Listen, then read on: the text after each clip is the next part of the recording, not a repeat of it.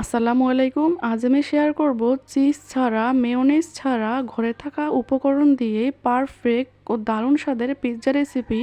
তো চলুন ভিডিওটি শুরু করা যাক। ডো তৈরির জন্য প্রথমেই আমি নিয়ে নিচ্ছি হাফ কাপ আরও 1/4 কাপ কুসুম গরম পানি, 1.5 চা চামচ ইস্ট, 1 চা চামচ ময়দা। ময়দাটা দিয়ে আমি ময়দাটাকে পানির সাথে খুব ভালোভাবে গুলিয়ে নিব, যাতে ময়দার কোনো দানাদার ভাব না থাকে। গুলানো হয়ে গিয়েছে। এবার আমি এটাকে 5 মিনিটের জন্য ঢাকা দিয়ে রেখে দিব ইস্টটা অ্যাক্টিভ হওয়ার জন্য। 5 মিনিট পর ঢাকনা খুলে এখানে আমি দিয়ে দিচ্ছি 1/4 কাপ চিনি, 1 টেবিল চামচ গুঁড়া দুধ, একটা ডিম। আমি এখানে হাঁসের ডিমটা ব্যবহার করেছি, আপনারা চাইলে মুরগির ডিমটাও দিতে পারেন।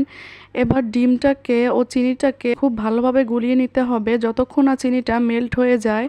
আমি চিনিটাকে পানির সাথে খুব ভালোভাবে গুলিয়ে নিয়েছি। এবার এখানে দিয়ে দিচ্ছি আমি 2 কাপ আরও হাফ কাপ ময়দা। আমি পুরোটা ময়দা একসাথে দিব না, প্রথম 2 কাপ ময়দা দিয়ে পানির সাথে খুব ভালোভাবে মেখে নিব। 2-3 মিনিট আমি ময়দাটাকে খুব ভালোভাবে মেখে নেওয়ার পর আমি এখানে দিয়ে দিচ্ছি বাকি হাফ কাপ ময়দা। এই ময়দাটাকে দিয়েও আমি খুব ভালোভাবে মথে নিব।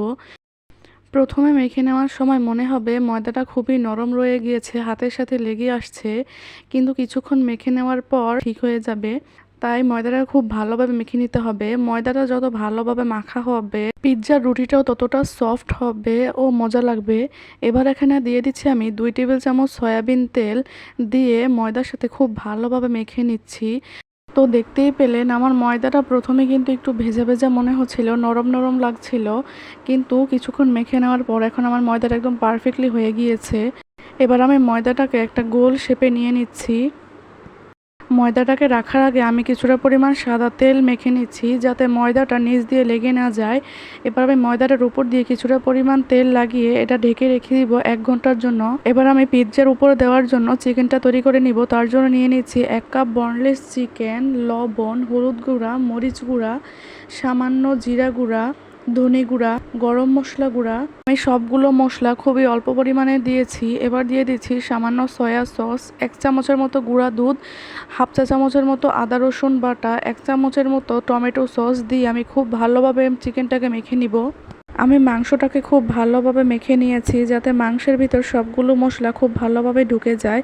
এবার দিয়ে দিচ্ছি একটা কড়াই কিছুটা পরিমাণ তেল, দিয়ে মাংসটাকে দিয়ে দিচ্ছি, দিয়ে আমি কিছুক্ষণ নাড়াচাড়া করে নিব। আমি চুলার আঁচটাকে লো টু মিডিয়াম আঁচে রেখে মাংসটাকে 3-4 মিনিটের মতো নাড়াচাড়া করে নিচ্ছি। নিয়ে এবার একটা ঢাকনা দিয়ে আমি 2 মিনিট রেখে দিব। 2 মিনিট পর আমি মাংসটাকে আবারই কিছুক্ষণ নাড়াচাড়া করে নিয়ে এখানে দিয়ে দিচ্ছি 1/3 কাপ দুধ। দিয়ে আমি দুধটাকে কতক্ষণ নাড়াচাড়া করে এখানে দিয়ে দিচ্ছি 2 চামচের মতো ময়দা। ময়দাটা খুব ভালোভাবে নেড়েচেড়ে দিতে হবে, যাতে ময়দাটা দলা পেকে না থাকে। এবার মাংসটাকে আমি ঢাকা দিয়ে রেখে দিব 3-4 মিনিটের জন্য। 3-4 মিনিট পর আমি মাংসটাকে আবার নেড়ে নিচ্ছি। নেড়ে নিয়ে আবারও আমি ঢাকা দিয়ে রেখে দিব 4-5 মিনিটের মতো। 4-5 মিনিটের পর আমার মাংসের দুধটা খুব ভালোভাবে শুকিয়ে গেছে, আর মাংসটাও খুব ভালোভাবে হয়ে গিয়েছে। তো আমার মাংসের পুরটা তৈরি।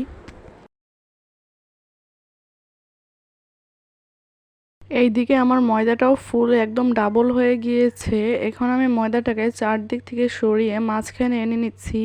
নিয়ে আমি 1-2 মিনিটের মতো ময়দাটা মেখে নিব। আমি ময়দার ডোটা তৈরি করার সময় লবণ দিতে ভুলে গিয়েছিলাম, তাই এখন আমি এখানে দিয়ে দিচ্ছি 1 চামচের মতো লবণ। দিয়ে আমি ময়দার সাথে খুব ভালোভাবে মেখে নিব। আমার ময়দাটা মেখে নেওয়া হয়ে গিয়েছে। এবার একটা প্লেটের নিচে আমি আগে থেকেই তেল ব্রাশ করে ময়দাটাকে ছড়িয়ে দিচ্ছি খুব ভালোভাবে চারদিকে। চারদিকে সমানভাবে ছড়িয়ে দিতে হবে, কোথাও বেশি কোথাও কম যাতে না হয়। এবার আমি ময়দার চারদিকটা একটু উঁচু করে দিচ্ছি, দিয়ে কাঁটা চামচ দিয়ে আমি মাঝখানটা ফুটো ফুটো করে দিচ্ছি, যাতে মাঝখান থেকে উঁচু না হয়ে যায়। এবার এখানে দিয়ে দিচ্ছি টমেটো সস। আপনারা চাইলে পিৎজা সসটাও দিতে পারেন, আমার হাতের কাছে ছিল না, তাই এখানে আমি টমেটো সসটা দিয়ে দিচ্ছি।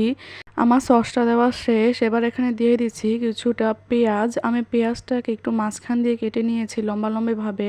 এবার এখানে দিয়ে দিচ্ছি টমেটো। আপনারা চাইলে ক্যাপসিকামও দিতে পারেন, আমার কাছে ক্যাপসিকাম ছিল না, তাই এখানে আমি টমেটো দিয়েছি। এবার আগে থেকেই রেডি করে রাখা মাংসটা দিয়ে দিচ্ছি। দিয়ে একটা ডিম ফেটিয়ে আমি পুরোটা ডিম চারদিকে দিকে সমানভাবে দিয়ে দিচ্ছি। এদিকে আগে থেকেই আমি চুলায় একটা কড়াই বসিয়ে 5 মিনিটের জন্য প্রিহিট করে নিয়েছিলাম। এখন একটা স্ট্যান্ড বসিয়ে পিৎজাটা আমি দিয়ে দিচ্ছি। দিয়ে আমি ঢাকা দিয়ে রাখবো 35 মিনিটের মতো। 35 মিনিটের পর আমি হাত দিয়ে চেক করে নিচ্ছিলাম যে আমার পিৎজাটা হয়েছে কি না। একদম ঠিকঠাকভাবে পারফেক্টলি হয়ে গিয়েছে। এখন আমি এটাকে নামিয়ে ঠান্ডা করে নিব। আমার পিৎজা তো একদম ঠান্ডা হয়ে গিয়েছে। এবার আমি একটা ছুরি দিয়ে চারদিক থেকে পিৎজাটা একটু তুলে নিচ্ছিলাম যাতে প্লেটের গায়ে লেগে না থাকে। এখন আমি পিৎজাটা আপনাদেরকে কেটে দেখিয়ে দিচ্ছি কতটা সফট ও সুন্দর হয়েছে আর পারফেক্টলি আমার কুক হয়েছে পিৎজাটা, কতটা ফুলেছে। খুব সহজেই তৈরি হয়ে গেল চিজ ছাড়া পিৎজা। আপনারাও এভাবে বানিয়ে দেখবেন।